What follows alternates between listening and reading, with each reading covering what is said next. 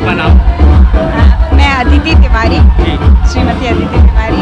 तो आप आरएसएस में किस पद पे हैं? मैं प्रताप जिला संयोजक। संयोजक। कब से जुड़े हैं आप संघ से? मुझे हो गया 3 से 4 साल। 3 से 4 साल। तो अभी 3 से 4 साल के अंदर मतलब संघ ने महिलाओं के लिए क्या किया है? संघ ने अब महिलाओं के लिए जो विंग स्टार्ट की, जो आगे धीरे धीरे प्रगति हो रही है महिलाओं, तो मातृशक्ति को, माताओं बहनों को इससे जुड़ के काफ़ी मदद मिलेगी। जो ये हमारे साथ आजकल हो रहा है वो सब कुछ धीरे धीरे बंद हो जाए मेरे हिसाब से। लेकिन उसके लिए हमें उनसे जुड़ना बहुत ज़रूरी है। जब तक हम जुड़ेंगे नहीं, कुछ भी नहीं होगा। क्योंकि लोग की जो सामान्य आदमी है, सामान्य लोग की धारणा ये है कि संघ में महिलाओं की उपेक्षा होती है, मतलब उनको सही पद नहीं दिया जाता या मतलब उनको सही से सम्मान नहीं दिया था संघ में। तो इसके विषय में आप कुछ कहना चाहेंगे? मेरे हिसाब से तो ऐसा बिल्कुल नहीं हो रहा है, क्योंकि हम सब पद लिए हुए हैं, दायित्वधारी हैं हम लोग सब। तो काफ़ी हमारी माताएं बहनें जो बहुत मतलब उम्र उनकी इतनी है और वो कब से कार्य कर रही हैं, मतलब हम सोच भी नहीं सकते हैं। और उनको बाकायदा उतना सम्मान दिया जाता है, उनको उस पद की गरिमा के साथ उनका मान सम्मान भरपूर किया जाता है। जैसे अभी अपने जो संस्कृति मंत्री हैं उषा ठाकुर जी, उन्होंने बयान दिया था कि जो गरबा उत्सव वगैरह हो रहा है उसके आइडेंटिटी कार्ड देकर जाएं, मतलब आइडेंटिटी कार्ड देखें पहले, उसके बाद गरबे में एंट्री दें। उस बयान पे आप कुछ कहना चाहेंगे? नहीं, मैं उस बयान पर कुछ भी उस बयान पर नहीं, मतलब उस विषय में मतलब आप क्या चाहती हैं? मतलब ऐसा होना चाहिए, वास्तविकता है कि होना चाहिए? वास्तविकता तो है, होना तो चाहिए मेरे हिसाब से, क्योंकि काफ़ी ऐसी असामाजिक तत्व आते हैं अंदर, जो आने की वजह से उनका टारगेट कुछ और ही होता है अंदर आने का। अब वो टारगेट अपना फुलफिल करने के लिए जो कर रहे हैं काम, उसको रोकना बहुत ज़रूरी है। तो हमें कुछ तो करना पड़ेगा। वो तो कुछ तो करना पड़ेगा। तो उनने जो ये कहा है मेरे हिसाब से तो सही है। लेकिन आप भी चाहती हैं कि थाना स्तर पे आरएसएस कुछ ऐसा करे कि जो थाना स्तर है, जैसे पर्टिकुलर जो महिलाओं को टारगेट किया जा रहा है, एक वर्ग विशेष क्रू, आप उनको टारगेट किया जा रहा है, तो उस विषय में थाने में कुछ अलग से कार्रवाई हो या कुछ हो, ऐसा कुछ दिशा निर्देश देना चाहेंगे आप या सुझाव देना चाहेंगे थाने वाले? वैसे तो थाने में हो रही हैं कार्रवाइयाँ, जो ज़रूरी है वो थाने वाले कार्रवाई करते हैं, लेकिन फिर भी थोड़ा और स्ट्रिक्ट होके, थोड़ा ज़रूरत ना पड़े कि किसी का फ़ोन जाए या किसी की तरफ से कोई जब पैरवी हो जब ही आप काम करें। थोड़ा सा बस इतना करें कि आप खुद से ये काम शुरू करें थाने वाले। मतलब जो महिलाओं को टारगेट बनाया जाता है, तो महिला या तो खुद ही उनको महिलाओं के वो आप कुछ कहना चाहेंगे, उनको दिशा निर्देश दें, उनको सुझाव दें कि ऐसे प्रपंचों में ना पड़े। वो हमारी जो बहनें, छोटी छोटी बच्चियां हैं, वो इस उम्र से गुजर रही हैं कि वो अच्छा और बुरा समझ नहीं पाती हैं। तो ये माँ बाप को करना पड़ेगा, खास करके माताओं को करना पड़ेगा कि वो अपनी बच्चियों को अभी से इसका प्रशिक्षण दें, अपने घर पर ही उनको ये बातें समझाएं, सिखाएं कि क्या गलत हो रहा है, क्या समझना है, कौन सही है, कौन गलत है। ये चीज़ें अभी से प्रशिक्षण घर वालों को ही देनी पड़ेगी, कोई बाहरी नहीं समझा पाएगा इतना।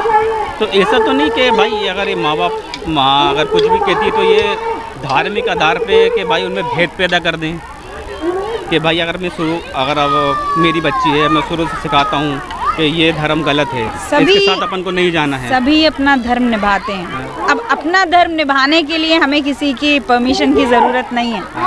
हम अपना धर्म निभा रहे हैं, हमें जैसे निभाना है हम वैसे अपने बच्चों को सिखाएंगे। आप आखिरी में एक बच्चियों जो अपनी बच्ची हैं, जो बच्चियाँ बड़ी हो रही हैं, उनके लिए कुछ क्या सुझाव दें कि आप वो ऐसे प्रपंचों में ना पड़ें, उनके लिए कुछ दें ताकि उनकी माइंड वो चल सके कि नहीं अपन को ऐसा नहीं करना है।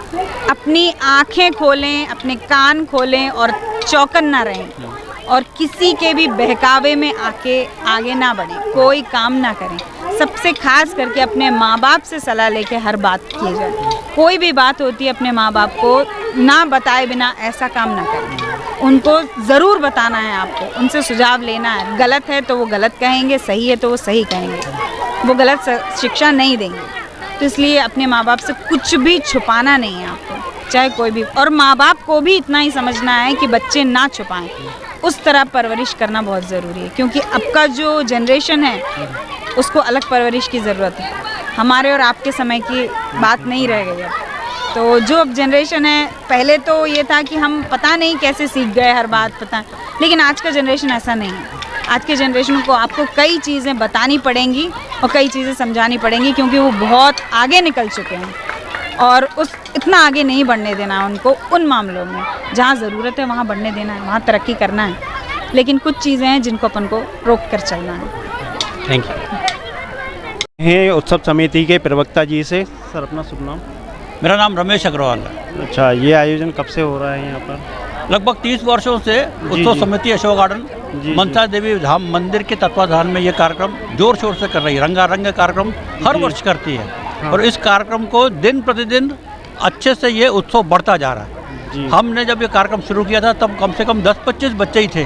अब अभी हमारे पास कम से कम 100 बच्चे हैं जो इस कार्यक्रम में, रंगारंग कार्यक्रम में भाग लेते हैं, उत्साह से भाग लेते हैं। हम हमारे क्षेत्र के पंजाबी बाग, लाला लाजपत राय और अशोक गार्डन के सारे बच्चों को इकट्ठा करते हैं, उनका अभ्यास करवाते हैं। और ये कार्यक्रम पूरी तरह से मंदिर के लिए है, हिंदुत्व के लिए है और समाज के लिए है। समाज के लोगों को जागना चाहिए, हमारे ईश्वर को, हमारे भक्ति को, हमारे देवी देवताओं को मानना चाहिए और उनकी प्रेरणा से हमें शक्ति जागती है, भक्ति जागती है और हम इन कार्यक्रमों को करते हैं। और आगे इस कार्यक्रम को और भव्यता देने के लिए और क्या करना चाहेंगे आप इस कार्यक्रम में? आगे इन कार्यक्रम को और भव्यता देने के लिए हम प्रयास कर रहे हैं कि और अच्छा करें और अच्छा इनको बच्चों को ट्रेनिंग दें जी। और पूरे वर्ष में 2 बार कार्यक्रम करते हैं, हम उसको और बढ़ाकर अधिक बार करने की कोशिश करेंगे। लेकिन बच्चों के एग्जाम वगैरह होते हैं, इसलिए इस अवसर पर ही कर पाते हैं। इसके अलावा गरबे के अलावा और क्या क्या आयोजन करवाते हैं आप बच्चों गरबे के अलावा हम जन्माष्टमी, 15 अगस्त, 26 जनवरी में सारे सांस्कृतिक काम करते हैं। जी। आपका शुभ नाम भैया? महंत शर्मा जी। उत्सव समिति का उपाध्यक्ष हूँ मैं। आप कह रहे हैं कब से आप आयोजन करवा रहे हैं आप लोग? पिछले 30 वर्ष से यहाँ लगातार आयोजन चल रहा है और यहाँ ज़्यादातर धार्मिक ही गानों का, उसी तरीके के प्रोग्राम का हम लोग करते हैं ज़्यादा से ज़्यादा प्रयोग, जिससे लोग हमारे धर्म को समझें और इसको आगे बढ़ाएं, अगली पीढ़ी में ये बढ़ता जाए, ऐसा हमारा प्रयास समिति का रहता है। और बच्चों को आगे बढ़ाने के लिए क्या प्रोत्साहन करेंगे आप लोग? इसमें हमारे ज़्यादा से ज़्यादा बच्चे जितने भाग ले सकें उनको भाग लेना चाहिए और हमारे सांस्कृतिक प्रोग्राम में ज़्यादा से ज़्यादा भक्ति और अपने कृष्ण जी से संबंधित, राम से संबंधित ऐसी चीज़ों का आयोजन ज़्यादा होना चाहिए हमारे संस्कृति को बढ़ाने के लिए, हमारे भारत को बढ़ाने के लिए। सर मैं एक बात और पूछना चाहूँगा, हिंदू के लिए और क्या करना चाहिए जो संस्कृति को आगे बढ़ सके? हिंदू संस्कृति को जागृत करने के लिए सबसे पहले हमें हर रोज मंदिर आना चाहिए। जी। समाज के हर व्यक्ति, हर हिंदू को अपने देवी देवताओं को पूजा करना चाहिए, मंदिर आना चाहिए, कार्यक्रम करना चाहिए, भागवत करना चाहिए, जिससे कि समाज में ये उत्साह जागे कि हमको ये सारे कार्यक्रम करते रहना। हमको वो संस्कृति से, परंपराओं से मिलता है कि हमारे ये ईश्वर है, हमारे महापुरुष हैं, हमारे प्रभु हैं, जिनके द्वारा, जिनके मार्गदर्शन में हम ये सब काम करते हैं। हम भी वैसा बने, हम कृष्ण बने, हम राम बने, हम सीता बने, हमें ये भावना आना चाहिए। आज अपन नवरात्रि में माता शक्ति को पूजते हैं, तो महिला शक्ति के लिए क्या उपदेश देना चाहेंगे? वो संस्कृति कैसे जुड़े, वो आगे कैसे बढ़े? माता की भक्ति में सबकी शक्ति है, इसलिए हर व्यक्ति को, हर महिला को, हर माँ को घरों से निकल के इन कार्यक्रमों में भाग लेना चाहिए, पूजा पाठ करना चाहिए, इससे प्रेरणा मिलती है, वो आगे बढ़ती है। बहुत बहुत धन्यवाद। नमस्कार, हम बात कर रहे हैं कवरमवीर भारत से और मध्य प्रदेश राजधानी भोपाल से। आज हम आए हैं मध्य प्रदेश राजधानी भोपाल के ओल्ड अशोक गार्डन में। आज हम बात करें उत्सव समिति के अध्यक्ष माननीय श्री मनोज श्रीवास्तव जी। मनोज श्रीवास्तव जी, आज ये आयोजन हो रहा है, ये कब से करवा रहे हैं आप? सब देखिए, हमारा तो उत्सव समिति का आयोजन हो रहा है लगभग 41 साल से। जी। 41 साल से हम लोग आयोजन कर रहे हैं और अभी ये लार्ज स्केल में जो हमारा गरबा का कार्यक्रम हो रहा है जी, ये हम लोगों ने लगभग 10 साल से कर रहे हैं। गरबे का 41 साल से हम जो कार्यक्रम करते हैं उसमें बच्चों की डांस प्रतियोगिता है, खेल प्रतियोगिताएं हैं, फैंसी ड्रेस प्रतियोगिताएं हैं, इस तरह के कार्यक्रम तो हम लोग 41 साल से करते आ रहे हैं जी। अभी गरबा का जो कार्यक्रम शुरू हुआ है इसको 10 साल पूरे हो गए हैं। 10 साल हो गए हैं। लगभग इसमें कितने बच्चे पार्टिसिपेट करते हैं? इस बार 60 बच्चे पार्टिसिपेट कर रहे हैं इसमें, हमारी कॉलोनी के बच्चे हैं सारे। और किस किस उम्र के बच्चे रहते हैं इसमें?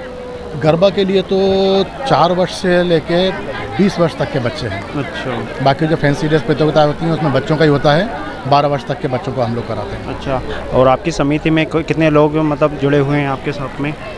समिति में अध्यक्ष, उपाध्यक्ष है, महामंत्री हैं, कोषाध्यक्ष वगैरह, इस तरह के 20 सदस्य हैं। अच्छा, मेन सदस्य हैं उत्सव समिति में। हमारे यहाँ 3 समितियाँ हैं, मंदिर समिति अलग है, उत्सव समिति अलग है और एक सुधार समिति है। अच्छा अच्छा जैसे राकेश शर्मा जी आप मंदिर समिति के अध्यक्ष हैं जी।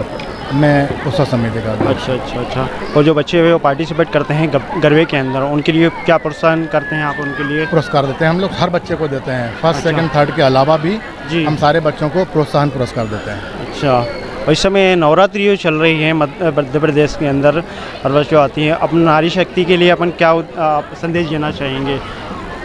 नारी शक्ति तो बहुत ज़्यादा आवश्यक है हमारे भारत देश के लिए जी। नारी शक्ति आगे आए तो हमारा भारत देश काफ़ी आगे बढ़ जाएगा। तो किस तरह आगे आना चाहिए उन लोगों हर को? क्षेत्र में आगे आना चाहिए, हर क्षेत्र में आगे आना चाहिए। जी। तो हम बात कर रहे हैं मंदिर समिति के अध्यक्ष और कार्यक्रम के संयोजक जी से।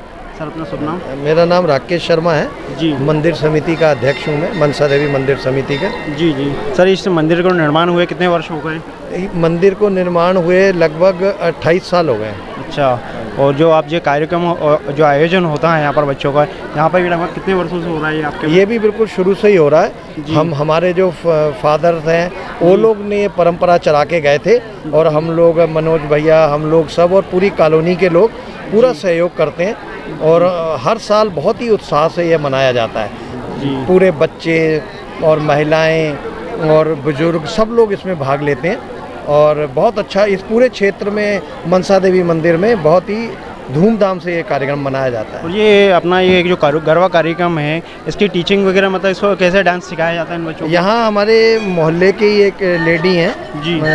वो पूरा सबको सिखाती हैं।